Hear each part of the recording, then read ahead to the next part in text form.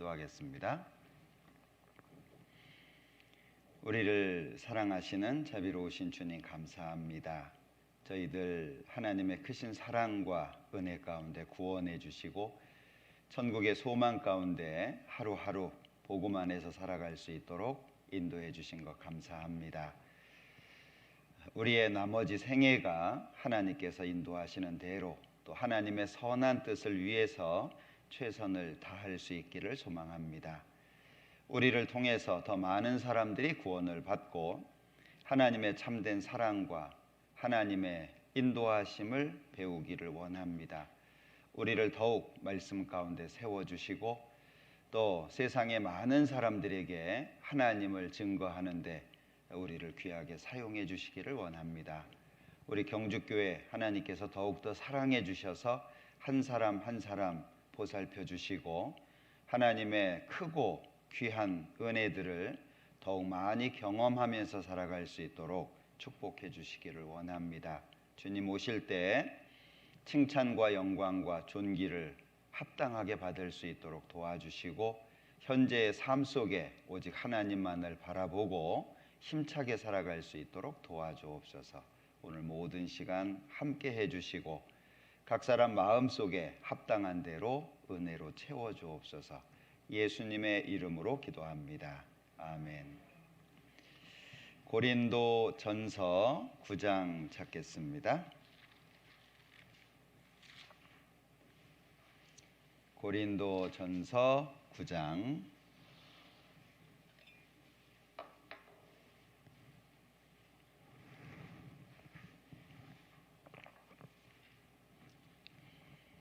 고린도전서 9장 18절입니다.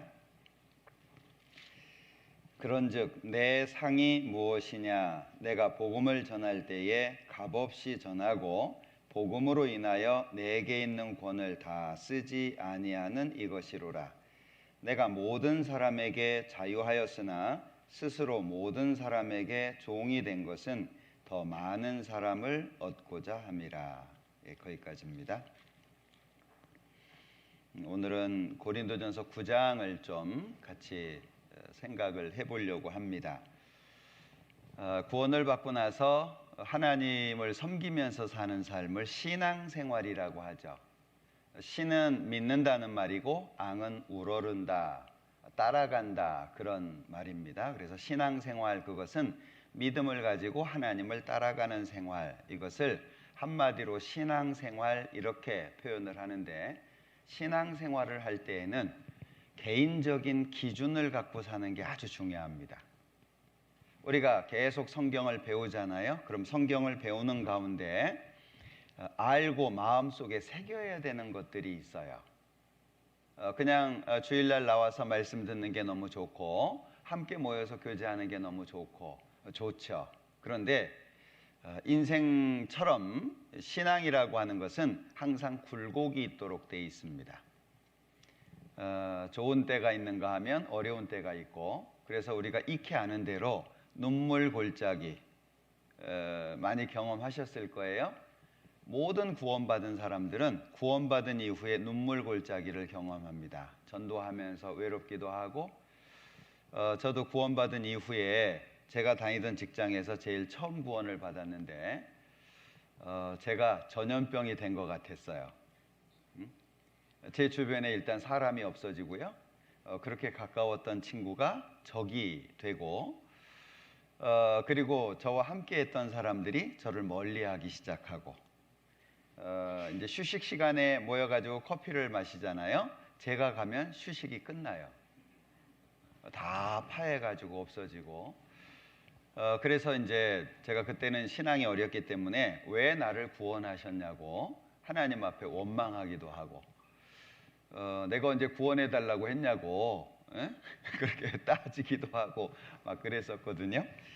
자, 그런가 하면 그런 외적인 어려움만 있는 것이 아니고 교회 안에는 두 가지의 어려움이 있다고 사도행전 20장에 말씀하고 있죠. 기억하시나요? 여기 잡아 놓으시고 사도행전 20장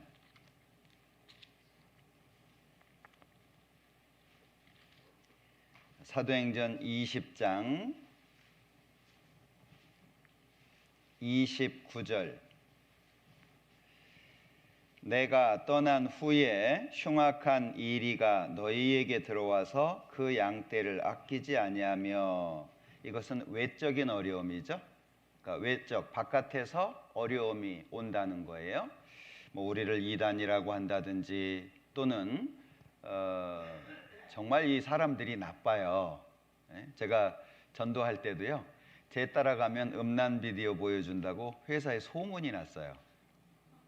이 목사님이 좀 음란하게 생겼는지 이 비디오 테이프로 전도하잖아요. 그러면 이제 소문이 그렇게 났어요. 그래서 이 사람들이 정말 나쁜 것 같아요. 여기 흉악한 일이라고 했잖아요. 일이가 늑대인 거 아시죠? 늑대 특징, 일단 보이는 거 다 죽여요.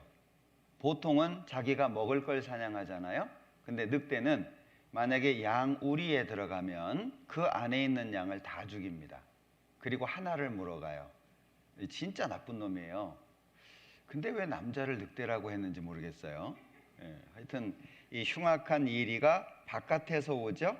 30절.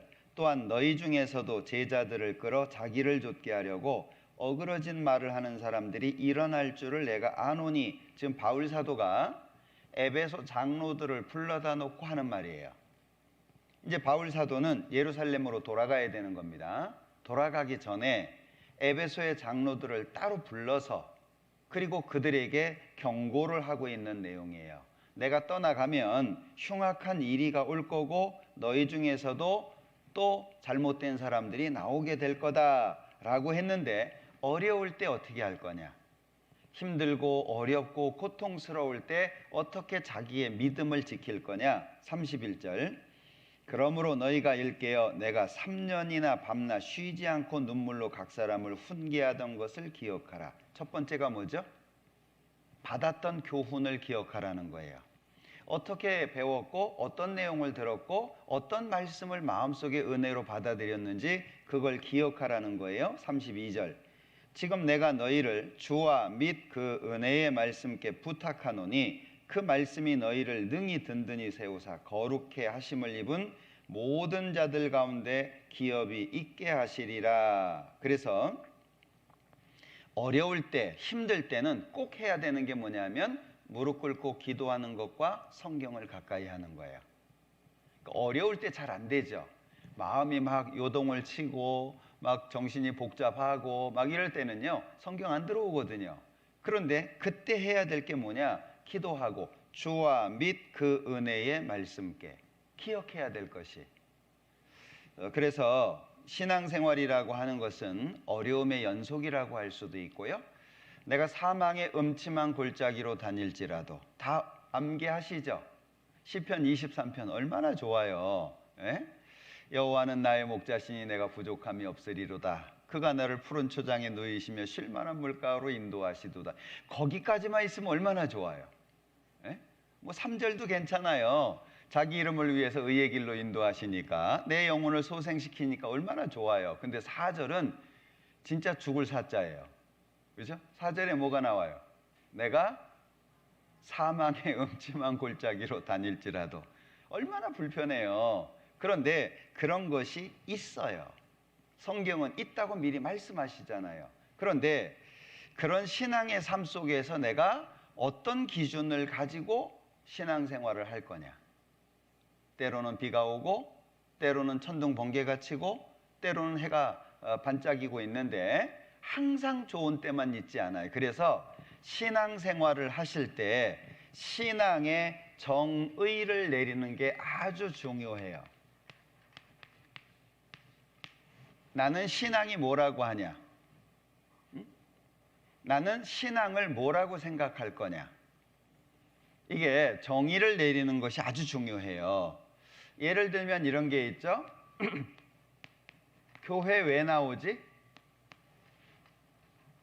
뭐 우리가 익히 늘 듣던 말씀들이에요. 하나님을 섬기는 것을 배우고 또 교제하기 위해서 많은 것들을 배웠잖아요. 그런데 그 말씀들을 내 마음속에서 하나로 딱 정의를 내리는 게 아주 중요하거든요. 왜? 다른 거 기억 안 나도 마땅히 주의 종은, 그럼 어떤 기준이 생각이 나겠죠? 예? 그러니까 마땅히 주의 종은, 그 뒤에 몰라도 괜찮아요. 그러면 주의 종은 어떻게 살아야 되지? 이런 거 있잖아요. 그러니까 우리가 정의를 내려야 될 것이 뭐냐면, 신앙이 무엇이라고 생각하냐, 또 교회는 왜 나오는 거냐, 네가 성경을 보는 이유는 무엇이냐. 사실 정의를 내리지 않아도 우리가 다 알고 있는 내용들이에요. 그런데 기억을 하자는 거죠. 예를 들면 하나님이 답이다. 간단한 문구이지만 뭔가 어렵고 복잡할 때 간단하게 정리가 되잖아요. 복잡해, 설명할 수가 없어요. 이런저런 일이 막 얽혀가지고 왜 이렇지? 그런데 하나님이 답이다. 그러면 내 행보가 간단해지잖아요. 그런 의미에서 정의가 필요하다라고 하는 거예요. 오늘은 고린도전서 9장을 통해서 그걸 좀 생각해 보려고 합니다. 고린도전서 9장은 바울 사도가 자신의 사도권을 항변한 내용이에요. 이 사도행전을 보면 바울 사도가 1년 6개월을 전도해서 세운 교회가 고린도 교회죠. 고린도라고 하는 지역은 그리스라고 하는 나라가 있어요.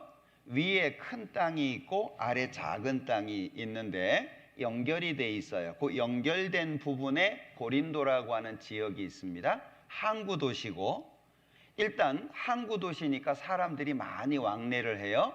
그리고 교통이 좋아질 수밖에 없죠. 상업이 발달할 수밖에 없어요.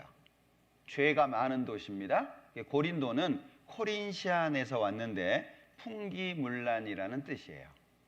그러니까 그 지역에 1년 6개월을 전도해서 교회를 세웠는데, 이 고린도 교인들이 바울의 사도권을 인정 안 하는 거예요.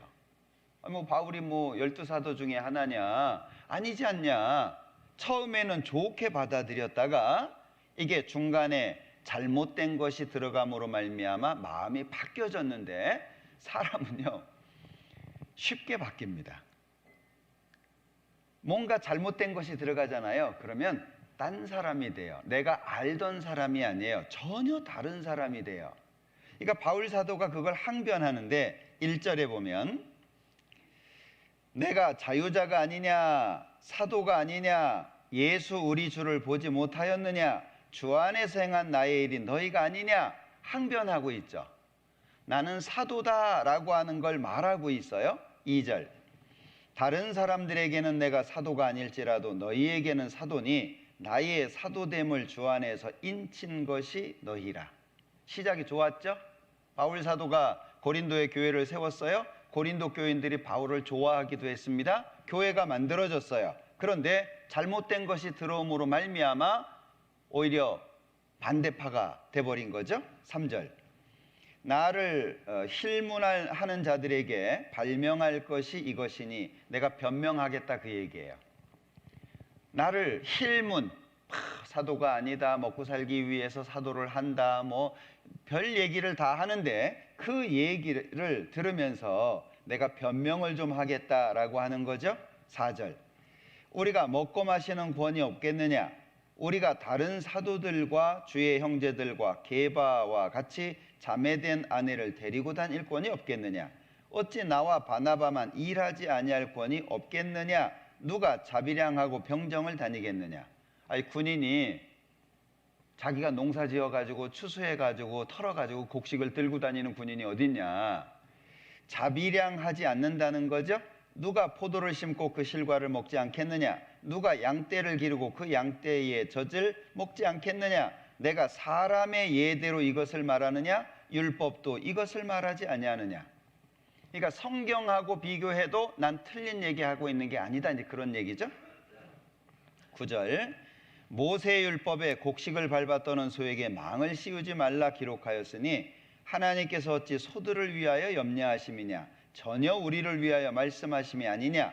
과연 우리를 위하여 기록된 것이니 밭가는 자는 소망을 가지고 갈며 곡식 떠는 자는 함께 얻을 소망을 가지고 떠는 것이라. 그럼 바울 사도가 지금 이야기하고 있는 게 뭐죠? 나는 누릴 수 있는 권리가 있는 사람이다, 그걸 얘기하는 거예요.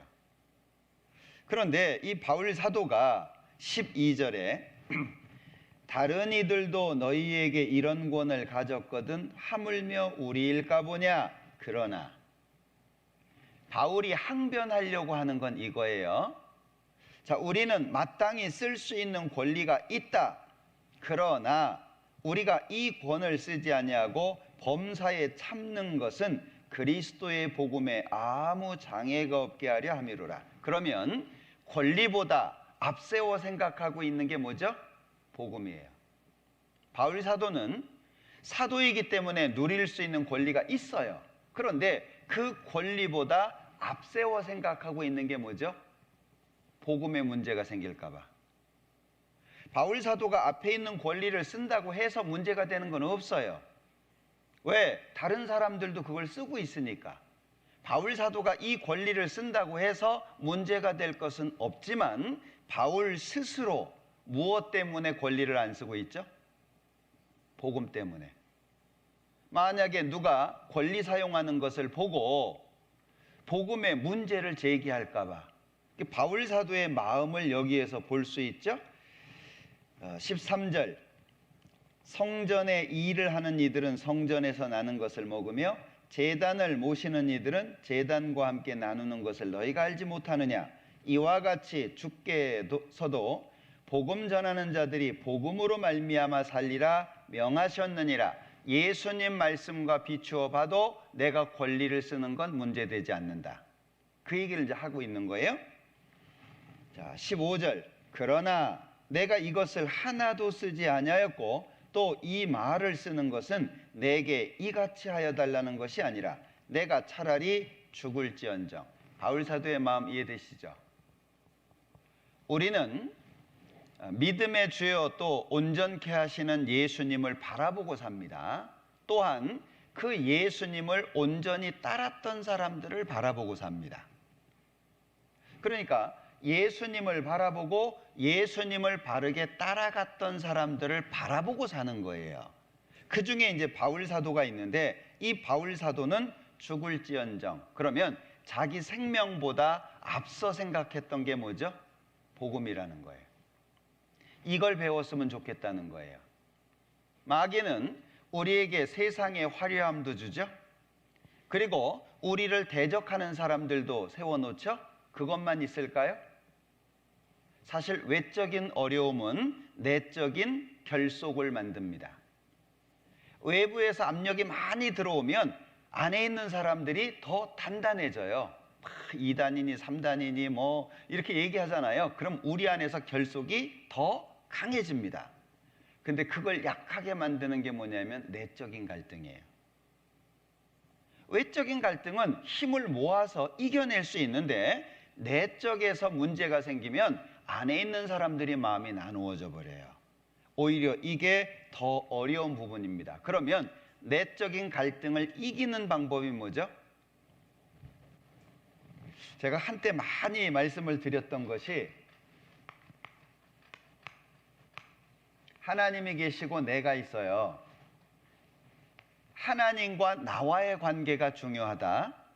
그리고 내 옆에 있는 사람들과의 관계가 중요하다. 왜 그러냐면요. 하나님과 나와의 관계가 우선시돼야 되는 이유가 뭐죠? 뭐 어려움도 다가오고 나를 힘들게 하는 것도 있고 스스로도 갈등을 하고 내가 흔들리는 존재이기 때문에 수직적인 게 먼저라는 거예요. 이거 잘 이해하셔야 돼요. 각도가 조금 달라지면은요. 하나님이 나하고만 친해 이렇게 돼요. 예? 하나님이 나하고만 친해요? 착각하시면 안 됩니다. 예. 내가 흔들리잖아요. 어렵잖아요. 우리 갈등하죠. 교회 나오면서도 갈등하죠. 아침에 일어나면서도 좀 더 자고 싶은데 오늘도 교회 가야 돼. 막 빚쟁이 빚조르듯이 주일날은 왜 이렇게 빨리 오고 분명히 어저께 주일 같았는데 수요일이야. 집회는 왜 이렇게 많아? 에? 또 오전에 뭐하러 또 이렇게 특강을 해? 집회하면 됐지. 제가 있는 강서에서도 한 달에 한 번 내지 2번 집회합니다. 계속 집회를 합니다. 그리고 틈만 나면 뭐 특별 집회도 하고 하여튼 모여서 하려고 해요. 왜? 내가 흔들리잖아요. 그러면 내가 흔들리지 않으려면 더 많은 것들로 나를 붙잡아야 될 거 아니에요. 그러니까 하나님과의 관계가 중요하다 그 얘기예요. 그러면 하나님과의 관계 속에서 견고해진 사람들끼리의 연결이 필요하다는 얘기죠. 그런데 만약에 이 사람이 어떤 문제가 있어요. 그러면요, 교제의 대상이 아니에요. 함께 나누는 대상이 아니에요. 도와줘야 되는 대상이에요. 이해되시죠? 도와줘야 될 사람이에요. 바른 기준을 갖도록 도와줘야 될 사람이지 교제를 해서 동역해야 될 대상은 아니라는 거예요. 이걸 잘 정리하셔야 돼요. 그러면 첫 번째가 뭐죠? 저 사람 왜 이래? 이게 아니에요. 하나님 앞에 나예요. 내 마음은 흔들리고 내 마음은 또 어려워지고 유혹도 받고 미혹도 받고. 우리 여자가 아무리 많아도 아내는 몇 명이에요? 다 내 아내다 이러면 큰 문제 생깁니다. 여자는 다 내 아내 이러면 안 되잖아요. 남자가 아무리 많아도 남편은 한 사람이에요. 근데 삶을 살다 보면 내 남편보다 더 멋진 사람 있어요, 없어요? 있어요. 예. 아유, 이래 보니까 우리 남편은 눈도 없는 것 같네. 이러고요. 있어요. 예. 그런데 내가 이미 결혼한 사람이기 때문에 마음을 지키는 거죠.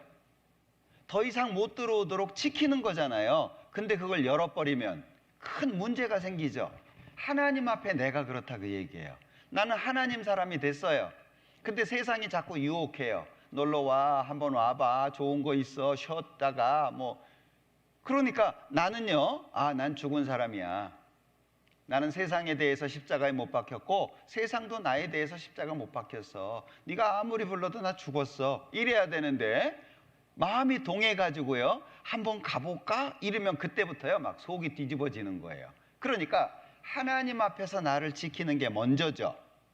하나님이 나하고만 친해, 하나님이 나한테 은밀한 거 주셔, 다른 사람은 모르는데 나만 갖고 있어. 이거는요 생각의 각도를 잘못한 거예요. 예전에 제가 청년한 사람을 상담을 했는데 이 사람이 어떤 책을 읽었어요. 안 좋은 책이에요. 예? 그 책을 읽었는데 그 책을 읽고 나서는 주변에 있는 형제자매님들이 교제가 안 된대요. 왜? 이렇게 신앙이 낮고 자기는 막 신앙이 막 이만큼 돼 있는데 다른 사람들은요 이 말상대가 안 되는 거예요. 어린아이 같다고. 그래서 제가 그런 얘기를 했어요. 자, 하나님이 우리에게 어떤 깨달음을 주시는데 왜 주실까? 하나님이 나한테 깨달음을 주셔요. 그 깨달음을 왜 주실까요? 나만 특별해지라고? 분명히 하나님이 주시는 깨달음은 공유가 돼야 돼요. 내가 깨달은 것이 이 사람하고 통해야 돼요. 근데 나는 깨달았는데 이 사람하고 안 통해요. 그러면요 잘못된 거예요.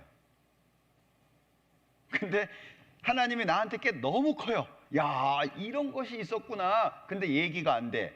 그러니까 아유, 이 무식한 거, 신앙도 어린 것이 이렇게 돼버린 거예요. 혼자 남은 거, 혼자. 그건 마귀가 준 겁니다. 하나님이 나한테 뭔가 깨달음을 주셨다면 공유가 되도록 돼 있어요. 왜? 합력해서 선을 이루는 게 교회잖아요. 그런데 나한테만 특별한 거 주실까요?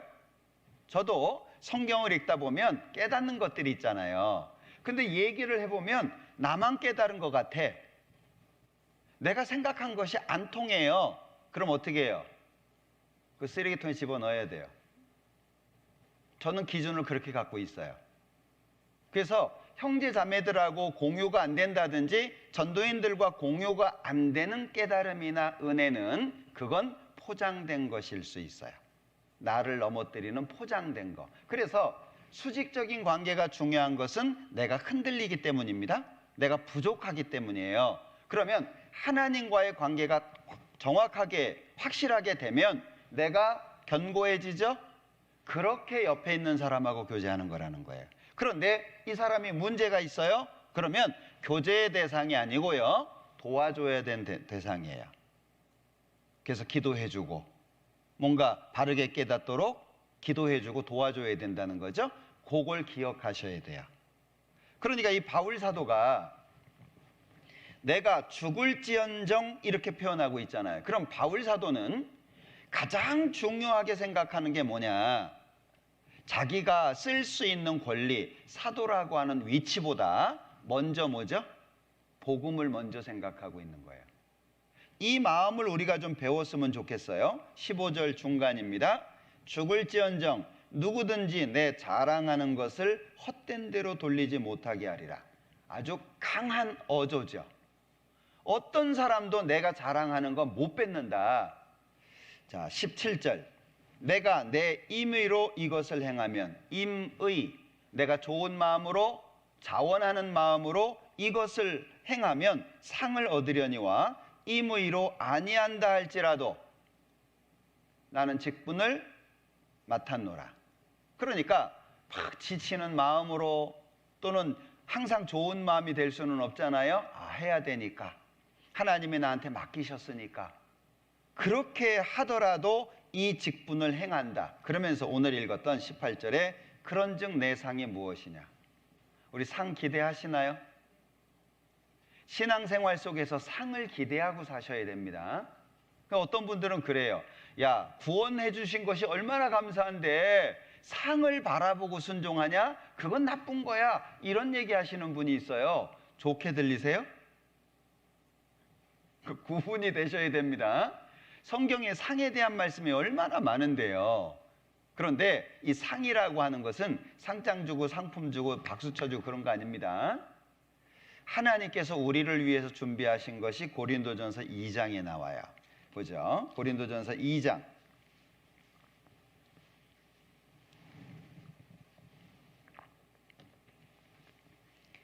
9절. 기록된 바 하나님이 자기를 사랑하는 자들을 위하여 예비하신 모든 것은 눈으로 보지 못하고 귀로도 듣지 못하고 사람의 마음으로도 생각지 못하였다 함과 같으니라. 왜 성경에 너희 면류관을 뺏지 못하게 하라고 말씀하셨을까요? 우리에게는 이미 면류관이 준비되어 있어요. 영광이죠. 디모데후서 2장에 말씀하신 것처럼 하나님이 우리에게 주시려고 하는 것은 구원만 있는 게 아니고 영원한 영광이 있어요. 나에게 주어질 면류관이 있어요. 면류관을 빼앗지 못하게 하라. 무슨 뜻이죠? 내가 면류관을 당당하게 받지 못하도록 마귀가 어렵게 한다는 거예요. 그러면 상이 뭐예요? 하나님이 준비하신 영광을 내가 합당하게 당당하게 받을 수 있도록 사는 삶을 말해요. 바울 사도가 그걸 말하는 거예요. 내 상이 뭐냐? 하나님 앞에서 내 상이 무엇이냐? 내가 복음을 전할 때 값없이 전하고 복음으로 인하여 내게 있는 권을 다 쓰지 아니하는 이것이로라. 그러면 바울 사도는 쓸 수 있는데 안 쓰는 거죠? 무엇 때문에? 상 때문에. 그럼 그 상을 무엇으로 받아요? 복음의 장애가 없게 하기 위해서 쓸 수 있는 권리를 안 쓴다 그 얘기예요. 그러니까 바울 사도는 복음이라고 하는 것을 목표로 두고 그것 때문에 나머지는 다 절제하는 거예요. 그래서 뒤에 이기기를 다투는 자마다 모든 일에 절제한다는 말씀을 하고 있는 거예요. 그러면 신앙생활 속에서는 절제가 필요하다는 거죠. 성령의 9가지 열매 가운데에서 제일 마지막 열매가 뭐예요? 절제입니다. 그거는 열매가 따로따로 있다 그 얘기가 아니라 상호 보완이에요. 사랑도 절제가 필요하고요. 사랑이 절제가 없으면 어떻게 되죠? 방종이에요. 그러니까 이 바울 사도가 나는 가장 중요하게 생각하는 게 뭐냐? 복음 전하는 거다. 그걸 가장 중요하게 이야기를 하면서 19절에는 내가 모든 사람에게 자유하였으나 스스로 모든 사람에게 종이 된 것은, 바울 사도가 권리를 안 쓰는 것에서 끝난 게 아니죠. 쓸 수 있는 권리를 안 써요. 그리고 한 발 더 나아가서 종이 됐다는 거예요. 자, 여기 종된 모습이 20절부터 나오거든요. 유대인들에게는 내가 유대인과 같이 된 것은 유대인들을 얻고자 함이라. 잘 이해하셔야 돼요. 술 먹는 사람 전도하려고 술 먹었다 그 뜻이 아니에요. 이거 오해하시는 분들은 그렇게 이해하시는 분들이 있더라고요. 자, 유대인들에게는 내가 유대인과 같이 된 것은 유대인들을 얻고자 함이라. 유대인과 같이 됐다는 게 무슨 뜻이죠? 그들의 상황을 이해하고 그렇게 말할 수밖에 없는 것을 이해하고 그들의 상황을 내가 공감한다, 그 뜻이에요. 담배 피는 사람 전도한다고 같이 담배 피고 이러면 안 됩니다. 저는 구원받고 너무 좋아가지고요, 제가 회식을 해줬어요.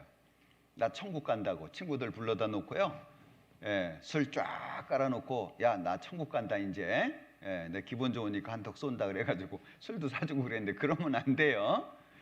처음에 전도할 때 제가 담배 피면서 전도한 적도 있었어요. 제가 교회를 다녀본 적이 없어서 그냥 자연스럽게 담배 피면서 너 담배 필래? 그러면 성경은 이런 거야 뭐 이렇게 얘기한 적도 있었는데, 그렇게 하라는 얘기가 아닙니다. 자, 여기 유대인들을 얻기 위해서, 그리고 율법 아래에 있는 자들에게는 내가 율법 아래에 있지 아니하나 율법 아래에 있는 자같이 된 것은 율법 아래에 있는 자들을 얻고자 하며. 이 무슨 의미예요? 공감한다는 얘기예요. 아, 그래, 이 사람이 율법에 매여 있으니까 율법을 이렇게 생각할 수밖에 없다는 걸 공감한다는 걸 얘기하는 겁니다. 자, 뒤에 21절, 율법 없는 자에게는 내가 하나님께는 율법 없는 자가 아니요 도리어 그리스도의 율법 아래에 있는 자나 율법 없는 자와 같이 된 것은 율법 없는 자들을 얻고자 함이라. 약한 자들에게는 내가 약한 자와 같이 된 것은 약한 자들을 얻고자 하며 여러 사람에게 내가 여러 모양이 된 것은, 이게 종이라는 거예요. 종은 까다로운 주인도 섬기죠. 순하고 좋은 주인도 섬기죠. 아주 괴팍한 주인도 섬기죠. 그러니까 앞에 유대인이 됐다라고 하는 것부터 약한 자들까지 여러 사람에게 내가 여러 모양이 된 것은 이유가 뭐냐?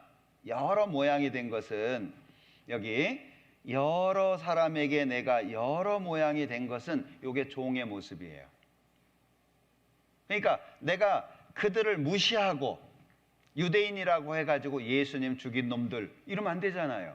그러니까 그들의 상황, 그들의 상태를 공감하고 그들에게 복음을 전하기 위해서 나를 낮췄다, 종처럼. 그걸 이제 설명하고 있는 겁니다. 이유가 뭐냐? 22절 끝부분에 내가 여러 모양이 된 것은 아무쪼록 몇몇 사람을 구원코자 함이니. 그러면 스스로 종이 된 이유가 뭐죠? 한 사람이라도 더 구원시키려고. 19절 끝에도 종이 된 것은 더 많은 사람을 얻고자. 종이 된 목적이 있죠. 그러면 우리는 신앙생활 가운데 어떻게 살아야 되죠? 목적 가지고 살아야 된다는 거예요. 우리가 집회할 때 그러잖아요. 왜 사세요? 뭐 먹기 위해서 산다, 어떤 사람은 고상하게 부모에게 효를 행하기 위해 산다 얘기하지만 왜 사냐? 답이 없잖아요. 우리가 그걸 얘기하죠. 그러면 구원받은 나는 왜 살아요? 이게 명확해야 된다는 거예요. 그러니까 마귀는 우리를 흔들죠. 우리가 알고 있는 것을 흔들어요. 그러니까 구원의 기초를 흔들죠. 많은 사람들이 얘기합니다. 예수님의 피만 가지고 천국 가냐? 안 된다. 뭘 더 해야 된다. 이렇게 얘기하는 사람들도 있어요. 안식일을 지켜야 된다. 6월절을 지켜야 된다. 헌금을 많이 해야 되고 선하게 살아야 되고 주일을 성수해야 되고 별걸 다 얘기하잖아요. 흔들어요. 안 흔들려면 어떻게 해야 되죠? 확실해야 돼요. 정확하게 오직 예수 그리스도의 십자가 그리고 예수님의 피만이 우리를 구원한다는 걸 명확하게 아는 것처럼 왜 사냐라고 했을 때도 마찬가지라는 거예요. 자, 고린도전서 2장 2절. 고린도전서 2장 2절. 내가 너희 중에서 예수 그리스도와 그의 십자가에 못 박히신 것 외에는 아무것도 알지 아니하기로 어떻게 해요? 작정했다. 마음속에 작정했다. 그게 뭐예요? 기준으로 세워놨다 그 얘기잖아요. 나는 이렇게 살 거야 라고 하는 걸 세웠다는 거죠. 바울 사도가 살았던 시대와 우리 시대가 다를까요? 살아가는 문화적인 이런 모습들이 달라서 그렇지 사람 사는 건 다 똑같습니다. 제가 외국에 가서도 질문을 받을 때 참 처음에 신기했던 것이 한국 사람들이 궁금해하는 걸 그 사람들이 질문해요. 한국 사람들이 궁금해서 묻는 걸 그 사람들도 똑같이 성경에서 묻더라고요. 그때 제가 깨달았어요. 아, 영을 가진 게 확실하구나. 모양이 다르고 언어가 다르고 살아가는 방식이 달라도 질문하는 게 거의 똑같습니다. 내 마음속에 뭘 새겨놔야 되냐? 나는 예수님 그리고 십자가, 이거 외에는 내가 알고 싶지 않다. 마음속에 작정을 했다라고 하는 거잖아요. 우리 마음속에도 이걸 세워놓는 게 필요하다라고 하는 거죠. 그러니까 바울 사도가 내 상이 뭐냐? 바울 사도는 걷는 걸음이 명확했잖아요.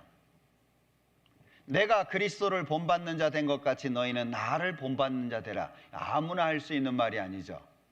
그죠? 바울 사도기 때문에 할 수 있는 얘기예요. 미국에서요, 가장 미국 역사 속에서 예수님과 근접한 사람을 꼽으라고 한다면 조나단 에드워즈라고 하는 사람을 꼽습니다. 굉장히 유명한 사람이고, 그리고 좋은 책을 많이 쓴 사람이에요. 근데 이 사람이 교회에서 쫓겨난 거 아세요? 교회 역사 속에 보면요, 희한한 것들 많습니다. 왜 쫓겨났냐? 성찬식을 하는데 구원 받은 사람만 참여할 거냐, 아니면 교회에 온 사람 다 참여할 거냐, 싸우는 거예요, 교회 안에서. 네?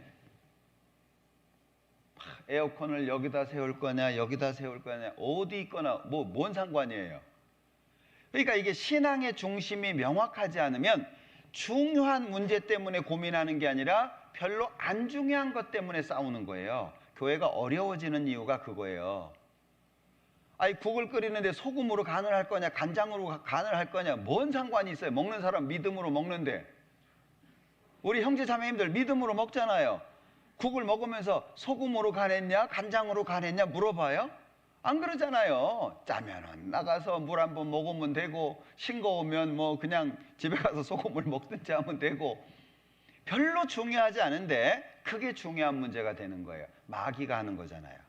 그러니까 바울 사도는 다른 거 다 필요 없어, 난 요것만 중요하게 생각하고 요것을 위해서 산다, 그걸 말하고 있다, 그 얘기예요. 고린도전서 9장 23절, 내가 복음을 위하여 모든 것을 행함은 복음에 참여하고자 함이라. 그러면 복음에 참여하는 것보다 더 좋은 게 있을까요? 복음에 참여하는 것보다. 의인을 영접하면 의인의 상을 받고 선지자를 영접하면 선지자의 상을 받아요. 이 소자에게, 작은 사람 하나에게 제자의 이름으로 냉수 한 그릇을 대접을 해도 그 상이 기억이 된대요. 그런데 여기 바울 사도가 복음에 참여하고자 함이라. 그럼 바울 사도의 삶 자체가 복음 아니에요? 바울 사도가 아시아 지역에 3차례 전도 여행을 하잖아요. 4번째 로마 여행을 가잖아요. 명확하게 드러나 있지는 않지만 로마에서 2년간 감옥살이 하다가요, 잠깐 풀려나가지고 스페인까지 전도했다고 얘기하거든요. 바울 사도의 삶 자체가 복음이잖아요. 그에게 예수님이 나타나 주셨고 그를 이방인의 사도로 쓰셨어요. 그럼에도 불구하고 자부할 수 있지 않아요? 야, 예수님이 나 이방인의 사도로 뽑았어, 얘기할 수 있잖아요. 그것을 사람들 앞에 자랑하고 드러낼 수 있잖아요. 나 따라라, 그럴 수 있잖아요. 제가 우리 이제 전도인 수련회 때마다 이제 이 목사님 이제 뵙고 성경도 공부하고 이러는데, 첫째 날은 야단 맞는 날이에요. 아주 작심하고 가요. 오늘도 야단 맞겠구나. 그러면요, 아주 신랄하게 야단을 하세요. 지난번에는 한 목사님이 말씀 끝나고, 첫째 날 말씀 끝나고 나오면서 목사님이 나보고 그만두라 그러는 것 같아, 그러시더라고요. 왜냐하면 전도인의 위치가 중요하니까. 예. 그런데 제가 이 목사님 뵐 때마다 너무 감사한 것이 똑같아요. 느끼시죠? 시사적인 문제 외에는요 똑같아요. 예? 액션 취하는 것도 그때 가면 그 액션을 취하고 똑같아요. 이게 쉬워 보이죠? 정말 어려운 일입니다. 초심이 끝까지 유지된다라고 하는 게 정말 어려운 일이에요. 근데 우리 교회가 복음이 잘 전해지는 이유가 그거잖아요. 우리 소망의 동산에 가면 그 동상 만들어놨죠. 예수님 십자가 있는 거, 부활하시고, 그거 광주에 계신 어떤 자매님이 만드신 건데, 그 미술 선생님이셨거든요. 만드신 분인데, 그분이 대학교 때 이 목사님 말씀을 듣고 구원을 받았어요. 대학생 때. 지금은 퇴직하신 분입니다. 그리고 이제 떨어진 거예요. 그리고 이제 수십 년이 지났죠. 그리고 우연한 기회에 말씀을 듣게 된 거예요. 이 목사님 말씀을 들으면서 놀란 게, 야, 대학생 때 들었던 얘기가 똑같이 하네. 그때 들었던 얘기를 똑같이 하는 거예요. 거기에 감동받아가지고요, 구원에 확증을 하고 지금 이제 우리 화수교회 나오고 계신데 놀란 거예요. 자, 생각해봐요. 바울 사도가 이방인의 사도로 부르심을 받았어요. 바울을 통해서 얼마나 많은 능력이 나타났습니까? 그럼 바울 사도가 자기 자랑할 수도 있잖아요. 그게 지나치면, 야, 나 따라와, 내가 하는 말이 하나님의 뜻이야, 이럴 수도 있잖아요. 바울 사도는요, 복음에 참여하는 것이 얼마나 소중한 것인지를 끝까지 알고 있었던 거예요. 그럼 복음에 참여하는 게 뭐예요? 지금 우리식으로 얘기한다면 주방에서 식당 봉사하잖아요. 예? 우리 봉사하는 거 쉽지 않죠? 그리고 주차 봉사를 한다든지 또는 전도를 한다든지 같이 기도를 한다든지 집회가 이어지기 위해서 함께하고. 예? 경주교회 찬양 잘하시대요. 경상도가 원래 찬양을 잘하나요? 예, 이번에 보니까 찬양을 잘하시더라고요. 그거 준비하느라고 얼마나 어려웠겠어요. 그리고 남들이 볼 때는 잘하는 것 같은데 본인이 할 때는 어떨까요? 얼마나 떨리겠어요. 예? 저도 안 떠는 것 같죠? 예, 다 떱니다. 안 보여서 그런 것이지. 예, 다 긴장하고. 제가 일주일 집회를 하고 나면요, 꼭 살이 빠져요. 잘 안 보이시죠? 제가 첫날보다 빠진 거 보셔요? 계속 긴장합니다. 하루 종일. 그래서 집회를 할 때에는 자주 설사를 해요. 항상 긴장을 하고 똑같이 아는 말씀이에요. 몇십 년 한 얘기예요. 그거 뭐 그냥 달달달달 할 수 있는데 그걸 매일 고민하고 기도하고 또 생각하고 어떤 말씀을 어디에다 집어넣고 이 말씀을 뒤에 넣을까 앞에다 넣을까, 그걸 계속 밥 먹을 때도 생각이 나고 어디 다닐 때도 생각이 나고. 집회 그래서 주일날 딱 끝나잖아요. 그러면요, 이게 그냥 뭐라 그러죠? 이렇게 맥이 탁 놔지는 것처럼요. 예, 몸이 그래요. 아, 끝났다, 이런 마음도 들지만 이제 몸이 쫙 늘어지거든요. 그 매번 집회가 그래요. 정말 신기하죠? 바울 사도가 복음에 참여한다라고 하는 걸 너무나도 소중하게 생각하는 거예요. 그러니까 이거 외에는 다른 건 눈에 들어오지도 않아요. 오직 복음을 전하는 거, 이것 때문에. 그래 놓고 24절에 바울 사도가 복음에 참여하고자 하는 그 마음을 24절에 운동장에서 다름질하는 자들이 다 달아날지라도 오직 상 얻는 자는 하나인 줄을 너희가 알지 못하느냐. 너희도 얻도록 이와 같이 다름질하라. 한 사람한테만 상 준다, 그 뜻이 아닙니다. 자, 달리기를 합니다. 그럼 1등 한 사람이죠? 1등 한 사람은 한 사람이잖아요. 1등이 되도록 너희도 그렇게 해라, 그 얘기예요. 아까 이제 조나단 에드워즈 얘기했는데 이 사람이 결심문이 있어요. 결심문 70몇 가지가 돼요. 그 중에 제가 지금도 기억나는 게 있는데 그게 뭐냐면, 이 세상에 하나님을 섬기는 사람들이 많아요. 예수님을 잘 섬기는 사람들이 많은데 그 모든 사람 중에 내가 1번이 되도록 노력하자. 그게 결심문이에요. 그걸 매일 읽었대요. 매일. 이 세상에 하나님 믿는 사람들 얼마나 많아요. 죽기 살기로 믿는 사람 얼마나 많아요. 정말 모든 걸 다해서 믿는 사람들 많죠. 그런데 내가 1등 되려고, 1번이 되려고 살아야 되겠다. 그걸 작심하는 거 매일. 그러니까 복음에 참여한다라고 말씀하고 있잖아요. 상 얻는 사람은 하나인데 하나가 내가 되도록 살자. 모든 사람이, 구원받은 모든 사람이 내가 그 하나가 돼야 되겠다. 그런 마음으로 살면 우린 뜨거워지겠죠? 뜨거워진 게 전해지는 거예요. 그게 전도예요. 말 잘해서 전도가 되겠어요? 아니면 뭐 자료가 좋아가지고 그러겠어요? 요즘에는 뭐 파워포인트도 있고 좋은 기능들이 있어가지고 샥 찌리링 팍막 얼마나 잘 만들어요. 그 자료 좋아가지고 구원이 되겠어요? 아니에요. 하나님이 그 사람 마음을 열어주시는 거잖아요. 예나 지금이나 구원은 하나님이 열어주시는 거예요. 그럼 언제 어떻게 열어주시냐? 뜨거워진 우리를 통해서, 우리가 뜨거워진 것을 통해서 그 뜨거운 것이 전달되도록 해주시는 분이 하나님이에요. 그러니까 우리가 해야 될 일이 뭐냐? 복음에 참여하는 것을 소중하게 생각하고 거기에 마음 두고 살아야 되는데 25절에 이기기를 다투는 자마다, 이게 우리의 삶이에요. 바울 사도는 이기기를 위해서 절제하면서 살았다라고 하는 걸 말하죠. 이유가 뭐냐? 썩지 아니할 면류관을 위해서, 썩지 않는 면류관을 위해서. 그래서 26절에 그러므로 내가 다름질하기를 향방 없는 것 같이 아니하고, 달릴 때 중요한 게 뭐죠?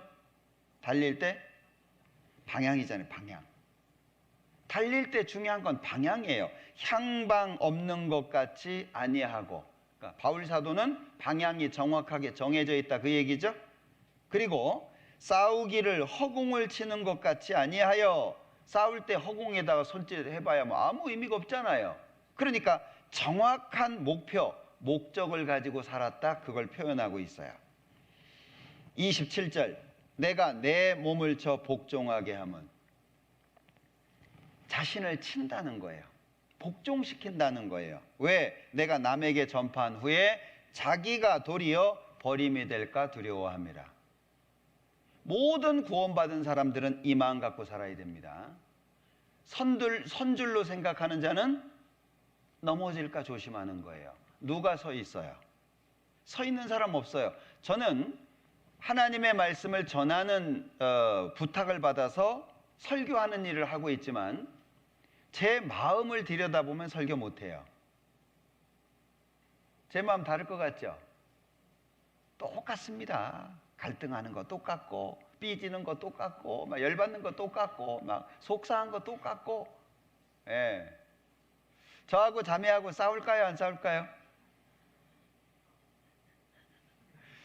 너무 크게 얘기하지 마세요.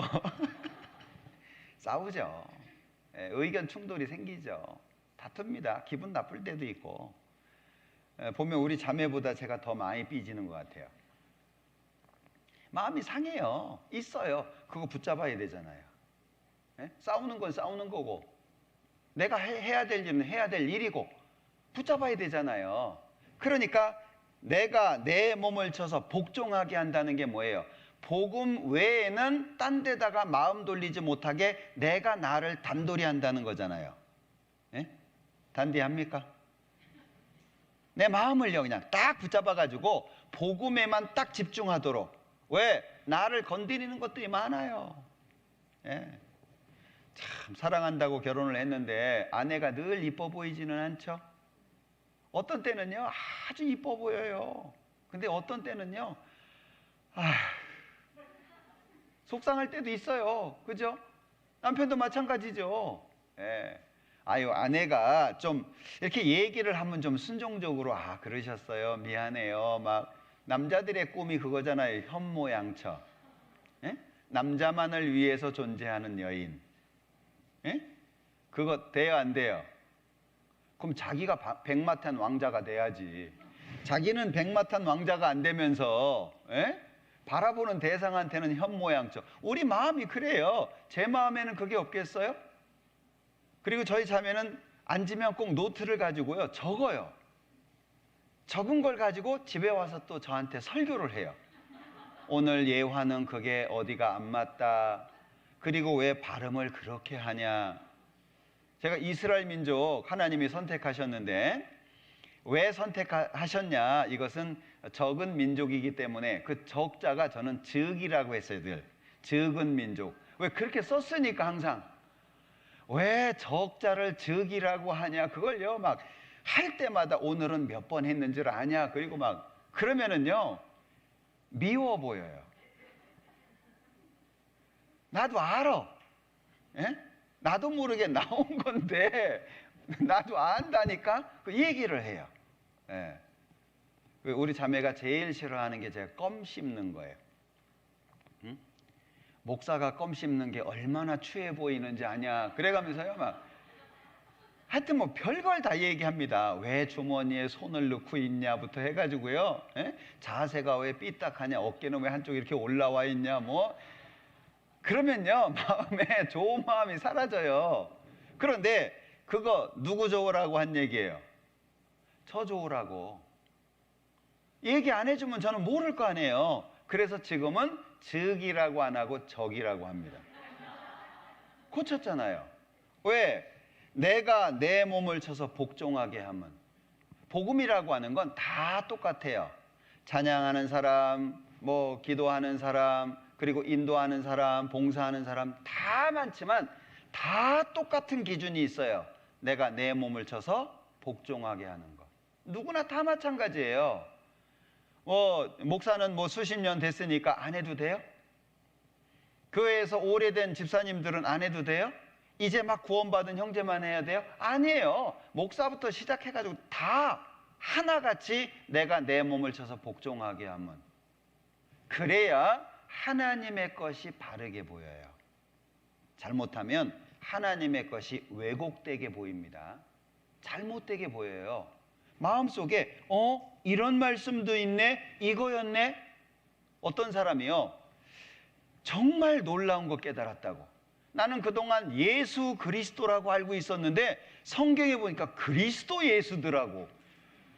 그걸 깨달았다는 거예요. 그분은 진지하거든요. 예? 예수 그리스도가 아니고 그리스도 예수라고. 앞에 놓든 뒤에 놓든 똑같은 거잖아요. 근데 이게 가리워지면은요, 특별한 거 깨달은 것처럼 느껴져요. 내가 내 몸을 쳐서 복종하게 한다. 그래서 우리가 신앙생활을 위해서 기억해야 될 것이 있어요. 그리스도인이 뭐예요? 우리가 그리스도인이라고 말을 하는데,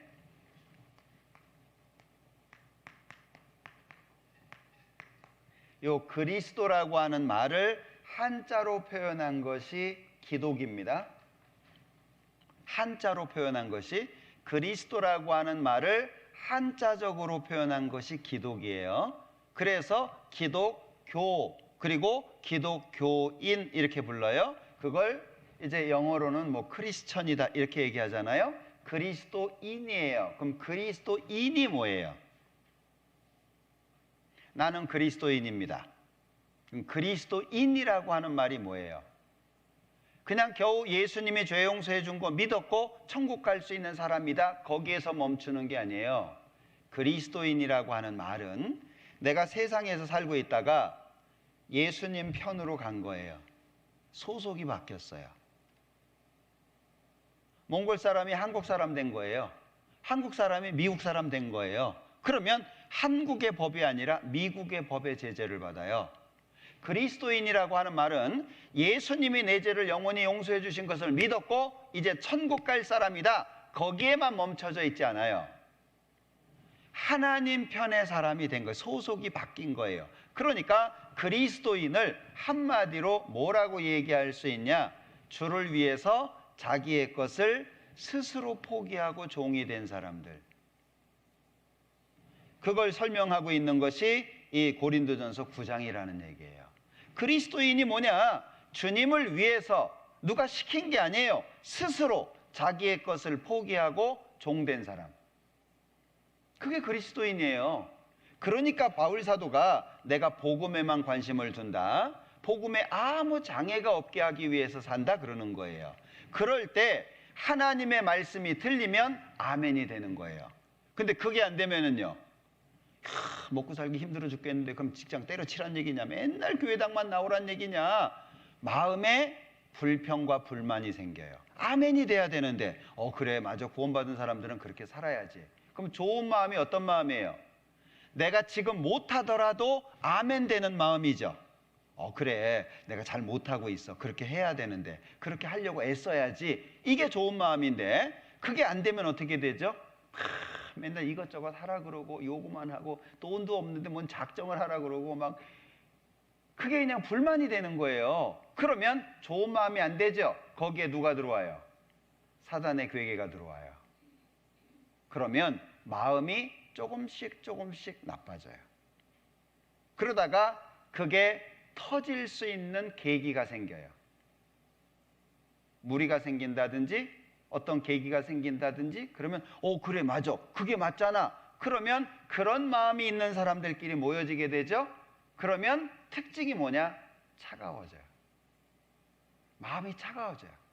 교회를 위해서 애쓰고 싶었던 그 마음도 차가워지게 되고요. 복음을 사랑하고 구원받은 사람들하고 그렇게 절친했던 사람들이 마음이 차가워져요. 원수처럼 돼버려요. 우리 마음 잘 지켜야 됩니다. 내 마음이 그렇게 강하지 않아요. 내 마음이 그렇게 좋지 않아요. 우린 기본적으로 마음 자체가 좋지 않아요. 자, 로마서 이 말씀 어떻게 이해하시는가 제가 질문을 좀 드려볼게요. 11장.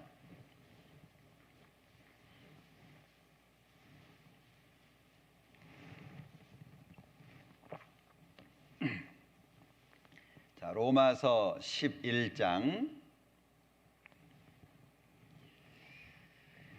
여기 예가 하나 나와 있는데요.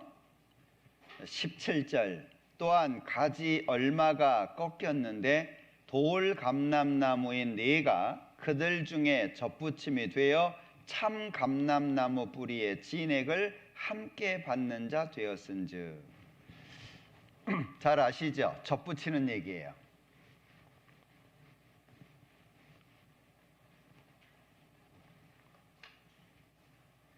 감나무는 나무가 좀 약하죠. 그래서 고염나무에다가 접을 붙여요. 그죠? 고염나무는 뿌리가 튼튼합니다. 고염나무 뿌리에다가 감나무를 접붙여요. 그러면 뭐 열리죠? 요건 감나무고요. 이거는 고염나무예요. 뭐가 열리죠? 감 열려요. 그런데 나는 나쁜 나무예요. 좋은 나무 되시는 예수님께, 내가 나쁜 나무인데 나쁜 나무에서 잘려져 가지고 좋은 나무에 접붙여졌어요. 무슨 열매 열려요?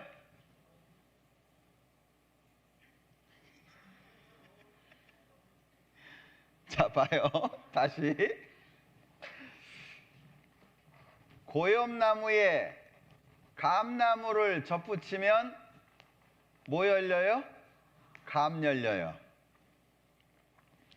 좋은 나무에 나쁜 나무인 내가 잘려져서, 가지가 잘려져서 좋은 나무에 접이 붙었어요. 그러면 무슨 열매 맺혀요? 다시. 이거 잘 이해하셔야 돼요.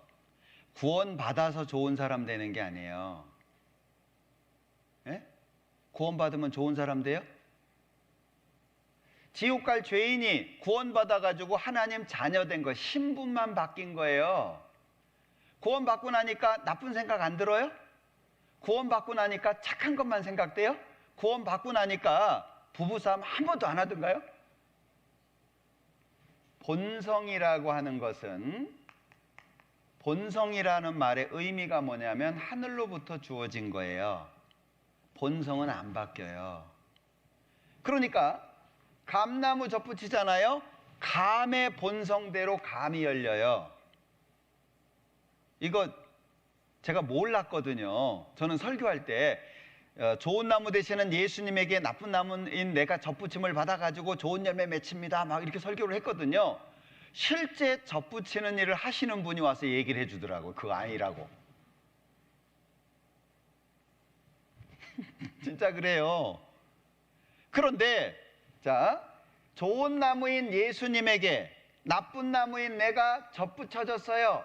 그러면 좋은 열매 맺혀야 되잖아요. 근데 좋은 열매 맺혀요? 아니에요. 여기에 좋은 열매를 맺힐 수 있는 방법이 기록이 돼 있어요. 여기 로마서 11장에 24절, 네가 원 돌 감람나무에서 찍힘을 받고 본성을 거스려 좋은 나무에 접붙임을 얻었은즉 원 가진 이 사람들이야 얼마나 더 자기 감람나무에 접붙임을 얻으랴. 답이 뭐죠? 어떻게 해야 좋은 열매를 맺어요? 본성을 거스리는 거예요. 본성을 거스리는 거예요. 그래야 좋은 열매를 맺혀요. 그럼 본성을 어떻게 거스리죠? 그게 말씀이잖아요. 그러니까 우리가 말씀을 잘 배우고 제대로 배워야 되는 이유가 뭐냐면 하나님의 말씀이 내 마음속에 아멘이 될 때 거스려지는 거예요. 그러면 자 봐요. 지금 내가 생활이 어려워요. 어려운데 나 먹고 살기도 바쁜데 옆 사람에 대한 좋은 마음이 있어요. 혹시 그런 기도 해보셨습니까? 하나님, 제가 지금 어렵습니다. 하나님의 사람으로 바르게 살고 싶습니다. 내가 지금 어렵지만 하나님 앞에 내가 이만큼은 하고 싶습니다. 도와주세요. 그런 기도 해보셨어요? 하나님, 내가 비록 가난하지만 이 사람 도와주고 싶습니다. 도와줄 수 있도록 좀 도와주세요. 그런 기도 해보셨어요? 마음이 중요하거든요. 하나님은 못할 게 없잖아요. 그런데 나쁜 마음이 되면 어떻게 해요? 나 먹고 살기도 바쁜데 옆 사람 언제 도와주냐? 그러면 계속 그렇게 살아요. 삶이 안 바뀌어요. 그런데 있는 자는 받아서 풍족하게 되고 없는 자는 있는 것까지 뺏긴다는 게 그런 거예요. 하나님 안에서 좋은 마음으로 하나님의 것을 크게 생각하면 할 수 있게 된다는 거예요. 근데 마음이 좁아가지고 아이 난 안 돼. 난 요거밖에 안 되잖아. 난 어려운데 뭐 그러면 그게요. 계속 찌그러지는 거예요. 계속. 못해요. 본성을 거스린다는 것이 중요한데 무엇으로 거스리냐? 말씀 통해서 거스리는 거예요. 그러니까 말씀이 마음속에 안 들어가면 신앙생활도 생각도 전혀 바뀌어지지 않아요. 말씀드렸죠? 저는 정말 찢어지게 가난한 집에서 태어났어요. 제 연배하고 얘기를 해보면 대화가 잘 안 돼요. 저는 감자밥, 고구마밥 이런 거 기본으로 먹었어요. 먹을 게 없으니까는요. 고기 1년에 한두 번 먹으면 많이 먹었어요. 명절 때. 졸업식 때 부모님이 오신 적이 없어요. 올 시간도 안 계셨고. 너무너무 어려웠어요. 그러니까 제가 결혼해가지고 400에 8만 원 월세를 살았어요. 제가 구원받기 전에 어떤 기준으로 살았다고요? 잘 먹고 죽은 기신은 때깔도 곱다. 죽으면 끝이니까 해보고 싶은 거 다 해보자. 저는 지금 그래서 해보고 싶은 게 별로 없어요. 다 해봤거든요. 술도 그냥 1년 내도록 먹어보기도 했고, 좋은 데 다 가보기도 했고, 그냥 원하는 대로. 예. 제가 그 당시 한 65kg 나갔어요. 몸매도 괜찮았죠. 근데 분홍색, 빨간색이 그렇게 좋아 보이더라고요. 바지도 그냥 쫙 달라붙게 분홍색으로 쫙 멋졌어요. 예? 머리 긴 사람 마음에 들면 등까지 길렀다니까요. 그리고 굵게 파마 말아가지고 하고 다니고 좋아 보이는 건 다 했어요. 왜? 죽으면 끝이니까. 그렇게 살았으니 결혼할 때 뭐가 있겠어요? 저는 결혼할 때 담요 한 장 들고 갔어요. 저희 자매가 안 받아주면 못 갔죠. 400 보증금 저희 자매가 됐어요. 살림 자기가 해와야 되니까 본인이 해왔어요. 전 없으니까. 그리고 살았어요. 그런데 제가 한 것은 성실하게 정직하게 살려고 애쓴 거예요. 교회 생활을 하면서. 특별히 제가 뭐 투잡을 뛰었다든지 뭐 아르바이트를 했다든지 없어요. 그런데 시간이 지나면서요, 삶이 바뀌어요. 정말 신기했어요. 삶이 바뀌어가는 걸 제가 느끼는 거예요. 400에 8만 원 월세를 살다가 그 다음에 한 13평 정도 되는 빌라에 들어가서 살다가 24평 되는 아파트 전세로 들어갔다가 32평 아파트로 들어가고, 이 뒤돌아보면은요, 이해가 안 되는 거예요. 수학적으로 계산이 안 돼요. 점점 삶이 바뀌는 걸 경험하거든요. 사내 아이 셋을 낳았지만 부족하다고 생각해 본 적이 없어요. 지금도 마찬가지예요. 정말. 저희 아버님이 사시는 집이 있는데 산자락이에요. 옛날에는 땅은 주인이 따로 있고 집주인이 따로 있고 이런 경우가 있었어요. 저희 아버님이 집만 샀네, 알고 보니까. 땅은 남의 땅이고. 근데 땅 주인이 나 죽기 전에 돈 좀 써봐야 되니까 땅을 팔란다. 살 거냐 나갈 거냐. 돈이 어디 있어요? 형님하고 저하고 대출해가지고 샀죠, 땅을. 예? 그거 갚느라고 또 그냥 몇 년을 또 고생을 해서 갚았죠. 예. 그런데 삶이 내가 정직하게, 검소하게, 성실하게 살다 보니까 나중에 어느 때 보니까 아버님 사시는 집이 아버님 집이 됐어요. 저도 사는데 부족함이 없게 됐어요. 제가 전도인들의 삶이 거의 대부분 그럴 텐데, 원주 갔더니 새를 살고 있어요. 2층에. 냄새가 얼마나 나는지, 화장실이 복도에 그 계단에 있는데 막 얼마나 냄새가 나는지. 강당이 하나예요. 그걸 쪼개가지고 한쪽은 복도, 한쪽은 주방이에요. 말씀을 전하다 보면 아, 오늘 메뉴가 뭐구나 알아요. 주방에서 막 칼질하는 소리까지 다 들려요. 예? 그러니 안 되겠다, 좀 옮기자. 그래가지고 지금 있는 자리로 옮겼어요. 작정해야 되잖아요. 그 작정이 안 끝났어요. 서울 은평교회로 두 번째로 옮겼는데 서울 은평교회에서 한 2년 이상을 더 갚았어요. 끝났어요. 근데 은평에 와서 한 2년 차쯤 되는데 교회당을 또 옮겼어요. 한 3억쯤 전세로 살다가 한 8억쯤 되는 데로 또 옮겼어요. 또 작정을 해야 돼요. 그러니까 이게 그냥 뭐 줄줄이 따라오는 것처럼요. 그것이 구매교회에 갔을 때 끝났어요. 그러니까 교회를 옮겨가고 한 2년 정도 돼야 작정한 게 끝나요. 계속. 근데 언제 돈이 생기죠? 수학적으로 계산이 안 돼요. 근데 희한하게 잘 살거든요. 하나님이 함께 하시는 게 있어요. 비밀이 있어요. 하나님은요, 그래서 제가 마음속에 느끼는 게 뭐냐면 하나님이 전능하시다라고 하는 걸 저는 인정해요. 삶 속에. 왜? 정말 제가 학교 다니면서 공부해야 되겠다 생각해 본 적이 없어요. 어떻게 하면 이 시간 빨리 때울까? 왜? 저는 학교 가면서 교실을 먼저 간 게 아니라 교무실을 항상 먼저 갔어요. 왜요? 언제 낼래? 내가 돈을 벌어요? 줘야 내지. 교실을 먼저 가야 되는데 항상 교무실 가서. 그리고 그때는 또 왜 또 손 들고 있으래요 또. 예? 그 복도에서. 그거 진짜 마음이 괴롭습니다. 지나가는 애들 다 쳐다보고. 그럼 얘기하잖아요. 저 이번에도 못 낸대. 학교에 반에서 불우이웃돕기 해가지고 쌀도 모으고 하잖아요. 뭐 뽑을 이유 없어요. 그냥 우리 집으로 갖고 와요. 그거 경험해 보셨어요? 정말 죽기보다 싫습니다. 애들은요, 좋은 일 한다고 쌀자루 짊어지고 덜렁덜렁 가고 있는데 진짜 그 마음이요, 죽으면 죽었지 마음이 그렇게 괴로워요. 그런 시절을 보냈거든요. 지금요, 옛날 임금보다도 더 잘 살죠. 부족한 게 없어요. 근데 제가 살아온 걸 보면 한 게 없어요. 교회에서 산 거, 하나님이 하라고 한 거 따라가려고 애쓴 거밖에 없어요. 근데 삶이 바뀌어져 있어요. 저도 이해가 안 돼요.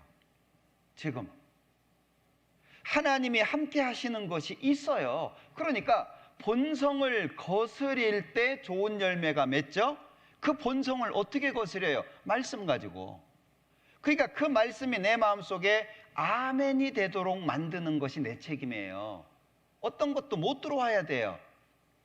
자, 경제적인 어려움 때문에 근심될 수 있죠. 근심될 때 무릎 꿇고 기도부터 해보셨어요?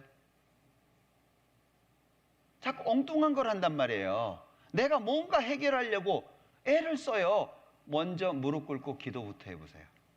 참 놀라운 건요, 하나님의 도움이 아주 가까이에 있습니다. 거스리는 거예요. 그때 좋은 열매를 맺혀요. 그러니까 거스리는 생활을 안 하잖아요. 그러면 좋은 열매 맺혀요? 나쁜 열매 맺혀요? 나쁜 열매 맺혀요. 그게 위선이에요. 구원받은 사람도 죄에 질 수 있잖아요. 구원받은 사람도 곁길로 갈 수 있잖아요. 그거 왜 그래요? 본성을 거스리는, 자기를 쳐서 복종시키는 생활을 안 해서 그래요. 이건 다 똑같아. 1대1이에요. 하나님 앞에 모든 사람이 저 사람은 신앙생활 오래 했으니까 괜찮겠지? 절대 아니에요. 오히려 신앙생활 오래 한 사람들은 더 예민하게 이 부분 생각해야 돼요. 일 많이 하려면 밥 많이 먹어야 되는 거 아시죠? 예.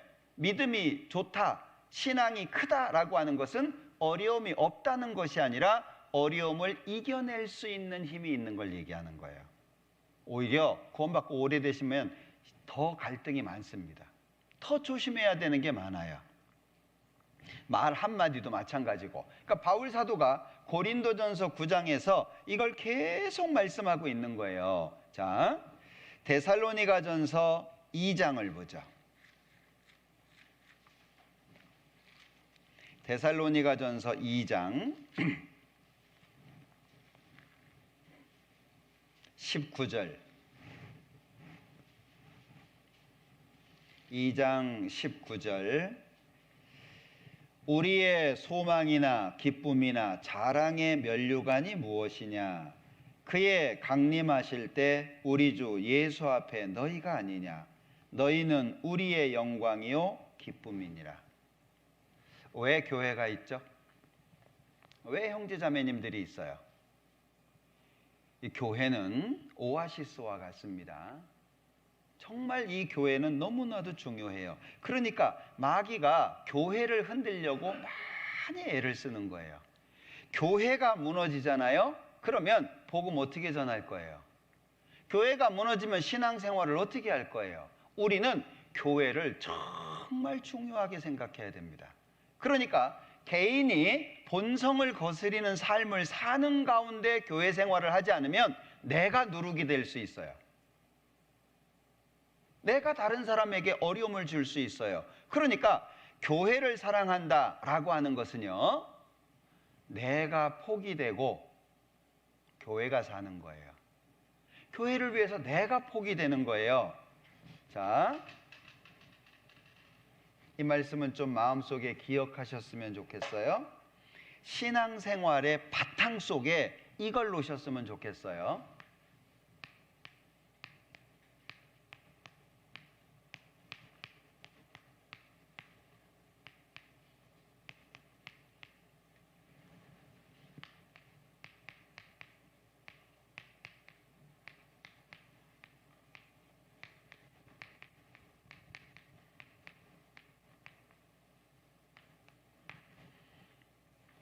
뭐가 들어가면 좋을까요? 물음표에 뭐가 들어가면 좋을까요? 이익은 땡 뒤에 얻고 책임은 땡 먼저 매라.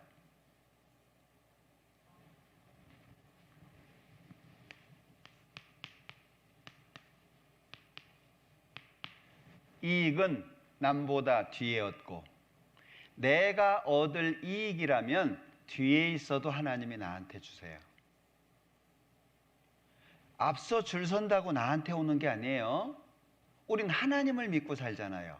그것이 결국에 나한테 주어질 것이라면 내가 뒤에 있어도 저 멀리 있어도 하나님이 나한테 주세요. 근데 우리 생각은 어때요? 내가 먼저 서야 될 것 같죠? 내가 먼저 서지 않으면 그 이익이 나한테 안 올 것 같죠? 왜 사도행전 20장에 바울 사도가 예수님께서 이렇게 말씀하셨다. 주는 것이 받는 것보다 행복하다. 우리는 받는 걸 좋아하잖아요. 주는 게 더 좋다. 그러면 주는 건 부모의 마음이고 받는 건 자식의 마음이죠. 더 큰 마음이라는 거예요. 하나님이 안 주실까요? 받는 것만 좋아하는 사람은 하나님이 안 주셔요. 주는 걸 좋아하는 사람은 하나님이 주셔요. 내 눈에 손해되는 것 같죠? 하나님이 더 좋은 걸로 채워주세요. 그러니까 이익은 남보다 뒤에 얻으려고 하고 책임은 남보다 앞에 매려고 해라. 책임은. 제가 우리나라 정치하시는 분들도 마찬가지고요. 속상한 게 그거예요. 책임질 사람이 없어요. 다 남 탓을 해요. 쟤 때문에, 얘 때문에, 뭐 때문에. 자기는요. 신앙인은 자기 신앙에 책임져야 됩니다. 신앙인은, 그리스도인들은 책임을 질 줄 아는 사람이 돼야 돼요. 아, 이게 나 때문이지 않을까? 혹 내가 기도를 덜 해서 그렇지 않을까? 혹 내가 교회 안에 더 마음을 두지 않아서 그렇지 않을까? 전부가 그런 마음이라면 우리 안에 어떤 마음이 될까요? 사랑은 말할 것도 없어요. 예, 교회 오면 내 집일 수밖에 없죠? 하나님의 역사가 안 나타날 수가 없어요. 그러니까 책임은 먼저 져야 되는데 책임을 자꾸 뒤로 가잖아요. 뒤로. 쟤 때문에 그랬어요. 그 안에 뜨거워질 수 있을까요? 예. 제가 성경에다가 써놓은 말이 있어요. 어떤 사람이 이렇게 얘기를 했대요. 위대한 리더는 책임을 질 때를 제외하고는 어떤 경우에도 그의 추종자들보다 자신을 더 높은 곳에 두지 않는다. 이게 너무 마음에 들더라고요. 아, 그래. 리더라면 당연히 그래야지. 네? 쟤 때문에 그래요, 얘 때문에 그래요. 나는 잘했는데 얘가 못해서 그래요. 그러면 안 된다는 거예요. 그러니까 위대한 리더는 책임질 때 내가 책임질 테니까 열심히 살아. 걱정하지 마. 내가 책임질게. 아버지가 그래야 될 거 아니에요. 얘들아 걱정하지 마. 아빠가 책임져 줄게. 이래야지. 야, 아빠 힘들어 죽겠다. 니들이 알아서 해라. 그러면 안 되잖아요, 가정에서. 교회도 마찬가지예요. 책임을 질 수 있는 사람들이 많아지잖아요. 그러면 교회가 뜨거워질 수밖에 없어요. 아, 그래, 내가 기도를 좀 적게 했구나. 우리 간증할 때도요. 아, 미안합니다. 제가 요즘에 좀 신앙이 좀 부실해서 기도를 잘 못했어요. 교회를 위해서 제가 좀 더 기도하겠습니다. 그럼 어떤 마음 들어요? 아, 그래, 나도 그렇지. 예? 근데 앞에 와서 간증하는데 내가 이렇게 힘들어 죽겠는데 나를 위해서 기도하는 사람 한 사람 없고 왜 이렇게 교회에 기도하는 사람이 없냐? 그러면 어떤 마음 드세요? 아따, 저 죽일 놈, 뭐 이런 마음 생각 들잖아요. 사람 마음이라는 게 그런 거예요. 그러니까 항상 하나님 앞에 나를 비춰보는 거잖아요. 제가 이 말이 너무 좋아가지고 책에다가 써놨어요. 그리고 내가 이렇게 마음을 갖고 살아야 되겠다. 응? 예수님이 그랬잖아요. 한 알의 밀이 땅에 떨어져 죽지 않으면 한 알 그대로 있고 죽으면 많은 열매를 맺어요. 예수님이 죽어서 우리가 산 거예요. 그러면 우리가 죽어서 또 다른 사람이 살 수 있죠. 그죠? 신앙의 기준이 그래야 된다는 거예요. 그런데 나 잘났다고 얘기하는 거 보면은요, 언제 철들까 싶어요. 언제 철들까? 애들 봐봐요. 저희 집 애들도 보니까는요, 시험 100점 맞으면은요, 시험지가 막 태극기 휘날리듯이 막 휘날려요. 막 자랑하려고. 성적 안 나오잖아요? 가방을 막 며칠을 뒤져도 시험지 안 나와요. 어려서는 어려서. 성장한 사람은 다른 사람을 생각해 줄 수 있지만 성장하지 못한 사람은 자기밖에 생각 안 해요. 애들 봐봐요. 뭐 먹을 거 있으면 자기부터 가서 먹잖아요. 어른들은요, 배려하고 눈치도 보고 그러죠. 그 신앙도 마찬가지예요. 신앙생활을 제대로 못 배우면 나 잘났다 이렇게 얘기를 해요. 근데 신앙을 제대로 깊이 있게 생각하면 내가 아직도 부족하구나. 예수님 따라가려면, 믿음의 선진들 따라가려면 아직도 부족하구나, 그거 느끼잖아요. 그 마음이 하나님 앞에 좋은 마음이에요. 그러니까 여기에서 바울 사도가 너희는 우리의 영광이요 기쁨이니라. 바울 사도가 얼마나 욕을 많이 먹었어요. 다 도망간 적도 있고요. 바울 사도 대적한 경우도 있고요. 갈라디아서에 보면 너희가 할 수만 있으면 눈이라도 빼서 나한테 줬을 거다. 한때는 그렇게 잘해두더니 잘못된 교리가 들어오니까 막 죽일 놈 살릴 놈 해버리고 어려움 많았잖아요. 근데 그 바울 사도 마음속에 뭐가 남아있어요? 너희는 우리의 영광이요 기쁨이니라. 이게 교회고 구원받은 사람들이에요. 여러분들, 어려움으로 인해서 마음이 나빠지지 않도록 만드셔야 됩니다. 어려운 경험을 했다고 해서 내 마음이 흐려지면 안 됩니다. 하나님은 여전히 우리와 함께 계시고 하나님께서는 결국에 바른 길을 우리한테 보여주세요. 돌아가신 저희 아버님이 한번 저한테 상담을 한 적이 있어요. 야야, 어떤 형제가 내가 인사를 해도 안 받는다. 그거 왜 그러셨어요? 그랬더니 뭐 이렇게 교제를 좀 했는데 마음이 상했는지 인사를 안 받는다는 거예요. 젊은 형제인데. 그래서 아버지 어떻게 하시려고요? 그랬더니 뭐 할 게 있냐? 기다려야지. 그래서 아버님, 기다리다 보면 하나님이 기회를 주실 겁니다. 그랬어요. 5개월 기다리셨어요. 전화가 왔어요. 야야, 인사하더라. 그 5개월 얼마나 힘들었을까요? 근데 그 5개월 동안에 형제에 대한 미움이 생기고 그것이 커지면은 아유, 구원받아도 소용없어. 말로만 구원받았다고 하고 속엔 다 똑같아. 이놈이나 저놈이나. 그러면요, 보는 눈이 달라져요. 교회를 바라보는 눈이, 교회 그리고 형제자매들을 바라보는 눈이 달라져요. 그럼 누구 손해예요? 자기 손해예요, 결국에. 그래서 신앙은 하나님과 내가 중요하다고 얘기하는 거예요. 하나님의 은혜 가운데에서 내가 빠지면 안 됩니다. 민수기 15장 볼게요.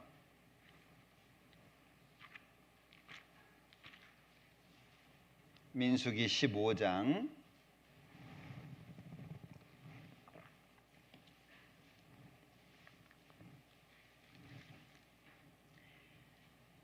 38절입니다. 이스라엘 자손에게 명하여 그들의 대대로 그 옷단 귀에 술을 만들고 청색 끈을 그 귀에 술에 더하라. 이 술은 너희로 보고 여호와의 모든 계명을 기억하여 준행하고 너희로 방종케 하는 자기의 마음과 눈의 욕심을 좇지 않게 하기 위함이라. 여기에서 우리 옛날에 그 도포 같은 거, 지금 양복으로 얘기한다면 뒷단이 터져 있는 것으로 기준을 하면 네 귀퉁이가 생기죠. 뒷단이 합쳐져 있는 것이라면 두 곳에 귀퉁이가 생겨요. 그죠? 이해되시나요? 그 옷을 이렇게 입고 있으면 여기가 귀가 되잖아요. 터져 있으니까 여기가 귀가 되겠죠. 그 네 귀에다가 술을 다루는 거예요. 술. 옷술 아시죠? 이렇게 여러 가닥을 엮어가지고 밑에 풀어놓잖아요. 술. 그거를 옷 단에다가 다르라는 거예요. 그리고 청색 끈을 거기에다 더하라는 거예요. 그럼 이걸 왜 만들라고 하셨냐? 뒤에 보면 마음이 어디로 흐르냐? 방종케 하는 쪽으로 흐른다는 거예요. 이게 마음의 특징이에요. 좋은 마음을 가지려고 해도 마음이 방종케 자꾸 흐른다는 거예요. 그러면 그 술을 보고 어떻게 하라는 거예요? 방종케 하는 그 마음을 제어하라는 거예요. 그리고 눈에 욕심을 좇지 않게. 눈은 뭘 따라가요? 욕심 따라간다는 거예요. 우리의 마음은 방종을 따라가고 우리의 눈은 욕심을 따라가니까 그걸 붙잡을 수 있는 방법으로 옷단 귀에 술을 달고 청색끈을 더하라고 말씀하시는 거예요. 우리 형제자매님들은 내 마음을 지키기 위해서 무엇을 갖고 계세요? 바람이 불면 이리저리 흔들려 떠내려가는 돛담배처럼 그렇게 흔들려 다니면 안 됩니다. 어려울 때 나는 무엇을 보고 내 마음을 지키죠? 어떤 걸 보고 내 마음을 지켜요? 그거 있으셔야 돼요. 옷단 귀에 술이 있어야 돼요. 어떤 사람은 그게 말씀이 암송하는 말씀이 될 거고, 어떤 사람은 뭐 책갈피가 될 수도 있고, 저 같은 경우에는 이 민수기 15장 읽었던 이 말씀을 핸드폰에다가 이렇게 화면에 딱 뜨도록 만들어 놨어요. 수시로 제가 보려고. 왜? 내 마음도, 제 마음도 분명히 방종케 하는 쪽으로 흘러요. 제 눈도 욕심 쪽으로 흘러요. 아니, 제 눈이라고 좋은 차를 봐도 아유 똑같은 경차네 이렇게 보이겠어요? 제 눈도 욕심이 있어요. 제 마음도 나도 언젠가는 저걸 한번 타봐야 될 텐데. 없지 않아요. 있어요. 근데 그걸 뭘로 붙잡아요? 옷단귀에 술, 청새끈, 그걸 달아서 만든다 그 얘기예요. 결국에 신앙이라고 하는 건 자기가 하나님의 말씀을 붙잡아서 자기를 복종케 하는 삶이 없으면 절제가 안 되도록 돼 있어요. 그러면 마귀의 밥이 될 수 있어요. 자기 신앙을 자기가 책임질 수 있어야 됩니다. 우리가 주님 오시는 날까지 얼만큼의 시간을 보내야 될지 몰라요. 그래서 성경에서는 우리가 선을 행하되 낙심하지 말지니. 이번에 집회하면서 스스로 분위기 느끼시죠? 스스로 그 뜨거움을 스스로 느끼셔요? 누가 해주는 게 아니에요. 우리가 만드는 거예요. 내가 만드는 거예요. 내가 무릎을 꿇고 내가 순종하고 내가 하나님의 뜻을 따라가고 그러면요 하나님이 이끌어 가시는 걸 우리가 느껴요. 뭐 누가 우리를 이단이라고 비난하든 말든 상관없어요. 우리를 뭐라고 얘기하든 상관없어요. 우리가 서로 사랑하고 우리가 하나님의 뜻을 순종하고 그렇게 나아가다 보면 어느새 아 하나님이 우리와 함께 하셨구나 그걸 우리가 봐요. 걱정할 거 없어요. 임마누엘이잖아요.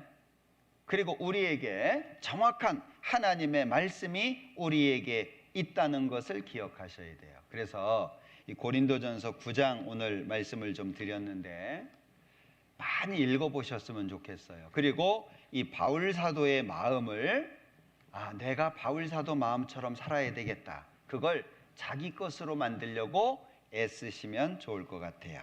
기도하겠습니다.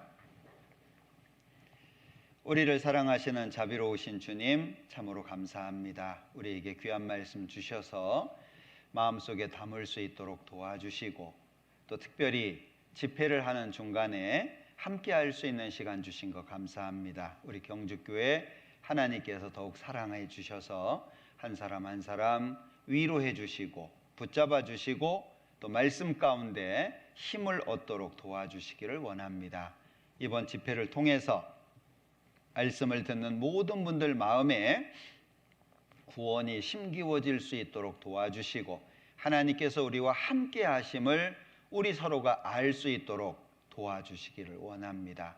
모든 시간 함께 해주시기를 원하면서 예수님의 이름으로 기도합니다. 아멘.